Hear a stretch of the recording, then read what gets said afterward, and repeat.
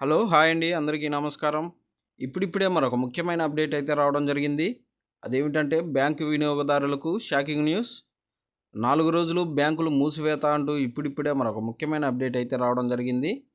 అయితే దీనికి సంబంధించి పూర్తి వివరాలు తెలుసుకోవాలంటే మన వీడియోని ఎక్కడ స్కిప్ చేయకుండా చూసినట్లయితే మనకు పూర్తి సమాచారం తెలుస్తుంది. ఇక లేట్ చేయకుండా వివరాల్లోకి వెళ్దాం. బ్యాంకులు వరుసగా మూతపడనున్నాయి. బ్యాంకు వినియోగదారులకు షాక్ కానుండగా బ్యాంకు ఉద్యోగులకు పండగే. వరుస సెలవులు రావడంతో వినియోగదారులు, ఖాతాదారులు ముందే అప్రమత్తమైతే మంచిది. లేకపోతే బ్యాంకింగ్ పరంగా ఇబ్బందులు ఎదుర్కొనే అవకాశం ఉంది. అయితే 4 రోజుల పాటు బ్యాంకులు ఎందుకు మూతపడనున్నాయో తెలుసుకుందాం. ఎప్పుడు, ఎక్కడ అనే వివరాలు ఇలా ఉన్నాయి. బ్యాంకులు 4 రోజుల పాటు బంద్ కానున్నాయి. యథావిధిగా 4వ శనివారం, ఆదివారంతో పాటు 2 సెలవులు రానుండగా ఆ తర్వాతి 2 రోజులు బ్యాంకు ఉద్యోగులు సమ్మెకు వెళ్లనున్నారు. దీంతో 4 రోజుల పాటు బ్యాంకింగ్ సేవలు నిలిచిపోనున్నాయి. దాదాపు అన్ని ప్రధాన బ్యాంకులు కూడా మూతపడనున్నాయి. మార్చి 22వ తేదీ 4వ శనివారం, 23న ఆదివారం సెలవులు ఉండగా మార్చి 24, 25వ తేదీల్లో బ్యాంకు ఉద్యోగులు సమ్మె చేపట్టనున్నారు.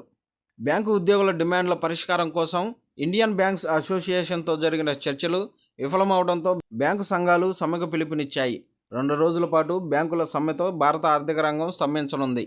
ఈ సమ్మెలో ప్రభుత్వ, ప్రైవేటు రంగ బ్యాంకులతో పాటు ప్రాంతీయ, గ్రామీణ బ్యాంకులు కూడా పాల్గొననుండడం విశేషం.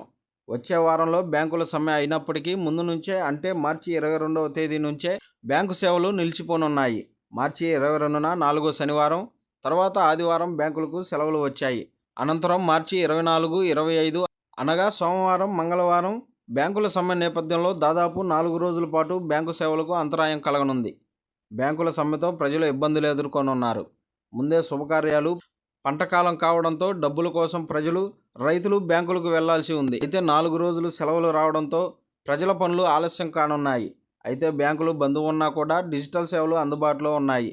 వాటిని ఉపయోగించుకొని బ్యాంకింగ్ సేవలు పొందవచ్చు.